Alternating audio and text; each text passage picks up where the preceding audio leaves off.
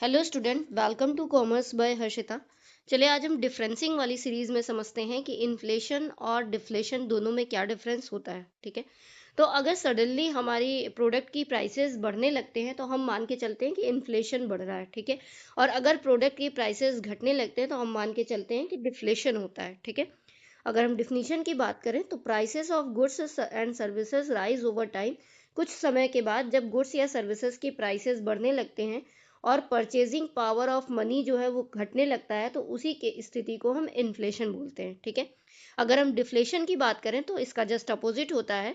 Prices of goods and services decreases over time. कुछ time के बाद प्राइसेस जो है गुड्स और सर्विसेज की अचानक से डिक्रीज करने लगती हैं और परचेजिंग पावर मनी की जो है वो इंक्रीज करने लगती है, तो उस सिचुएशन को हम डिफ्लेशन की सिचुएशन कहते हैं। ठीक है, अगर हम बोरोवर्स के इफेक्ट की बात करें कि इन्फ्लेशन का बोरोवर्स के इफेक्ट पे क्या असर पड़ता है, तो inflation erodes the value of money making it easier for borrowers to repay debt। तो इन्फ्लेशन की वजह से क्या होता है कि आसानी से लोग लोन ले पाते हैं और उनके लिए बोरो करना मनी इजी हो जाता है डेप्थ को रीपे करना। लेकिन अगर हम डिफ्लेशन की बात करें तो deflation increases the value of money. Deflation जो है मनी की वैल्यू को, उसकी कीमत को बढ़ा देता है, तो ये हार्डर हो जाता है कि आप डेप्थ के लिए रीपे कर सकें, बोरो कर सकें मनी। ठीक है, अगर हम सेवर्स की बात करें तो inflation reduces the purchasing power of money, negatively impact savers. Savings को या सेवर्स को निगेटिव इम्पैक्ट पड़ता है क्योंकि इन्फ्लेशन की स्थिति में जो पावर, परचेजिंग पावर है मनी की, वो रिड्यूस हो जाती है।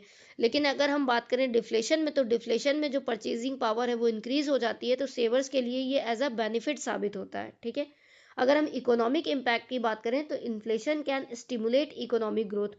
इन्फ्लेशन की वजह से इकोनॉमिक ग्रोथ स्टिमुलेट करती है, लेकिन जब हाई इन्फ्लेशन हो जाता है तो ये इनस्टेबल होने लगती है हमारी अर्थव्यवस्था। ठीक है, लेकिन अगर हम डिफ्लेशन की बात करें तो डिफ्लेशन डिस्करेज करता है स्पेंडिंग को और इन्वेस्टमेंट को, पोटेंशियली कॉजिंग इकोनॉमिक कॉन्ट्रैक्शन।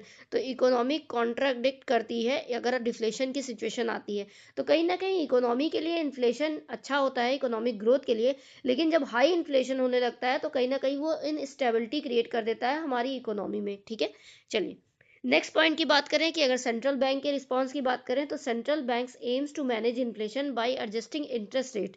तो सेंट्रल बैंक क्या करती है, इन्फ्लेशन को मैनेज करने के लिए अपने इंटरेस्ट रेट्स को बढ़ा देती है, जिस जो कि मॉनेटरी पॉलिसी के द्वारा इम्प्लीमेंट किया जाता है।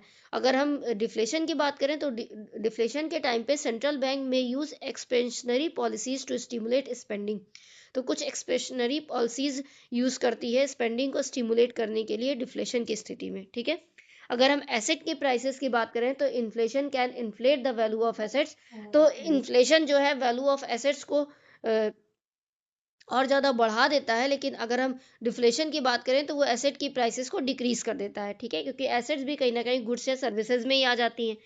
और डिटेल में अगर हम समझे तो ये इन्फ्लेशन का मतलब हो गया consistent and substantial rise in the price of goods and services. ठीक है, और इसका जस्ट अपोजिट हो गया आपका डिफ्लेशन, जहाँ पे हमारी प्राइस जो है वो फॉल करने लगती है गुड्स और सर्विसेज की। ठीक है, इन्फ्लेशन का रिजल्ट क्या होता है कि परचेजिंग पावर मनी की वो फॉल करने लगती है, लेकिन डिफ्लेशन में हमारी परचेजिंग पावर मनी की वो इंक्रीज करने लगती है। सीधी सी बात है, जो चीज़ हम 10 रुपए में ले लेते थे, जब इन्फ्लेशन की सिचुएशन आती है तो वही चीज़ हमको 15 या 20 रुपए में मिलती है।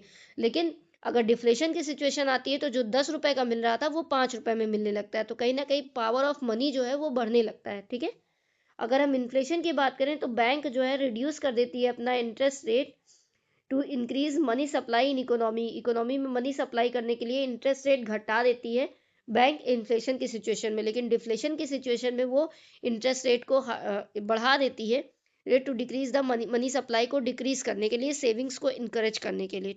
ठीक है, तो आई होप आपको इन्फ्लेशन और डिफ्लेशन दोनों के डिफरेंस क्लियर हो गए होंगे। वीडियो अगर पसंद आएगा तो लाइक कर दीजिएगा। अगर आपको कोई भी डाउट हो तो आप कमेंट करके पूछ सकते हैं।